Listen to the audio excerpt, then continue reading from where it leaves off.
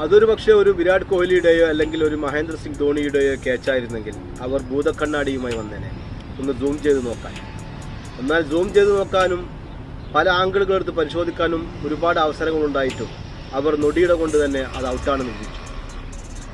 സഞ്ജുവിൻ്റെ പ്രതിഭയിൽ അവർ എത്രത്തോളം അസഹിഷ്ണുതരാണെന്ന് ഡൽഹിയുടെ ഓണർമാരുടെ ഇന്നലത്തെ അദ്ദേഹത്തിനെതിരെയുള്ള ആക്രോശത്തിൻ്റെയും പരിഹാസവും കണ്ടപ്പോൾ മനസ്സിലായി. കാരണം 140 കോടി ജനങ്ങളിൽ നിന്നും തൻ്റെ മാത്രം പ്രതിഭ കൊണ്ട് യാതൊരു ഗോഡ്ഫാദറിൻ്റെയും സഹായമില്ലാതെ തൻ്റെ പ്രതിഭ തെളിയിച്ചുകൊണ്ടിരിക്കുന്ന, വീഴ്ചകളിൽ നിന്നും കരകയറിക്കൊണ്ടിരിക്കുന്ന ആ പ്രതിഭയെ തകർക്കാൻ അല്ലെങ്കിൽ തല്ലി വീഴ്ത്താൻ ഒരു അവസരം കിട്ടുമ്പോൾ അതവർ നല്ല പോലെ ഉപയോഗിക്കുന്നുണ്ട് എന്ന് വേണം പറയാൻ. പക്ഷേ ഏതൊരു വീഴ്ചയെയും അതിജീവിക്കാൻ കഴിവുള്ള അവൻ്റെ പേര് സഞ്ജു സാംസൺ എന്നാണ്. The son of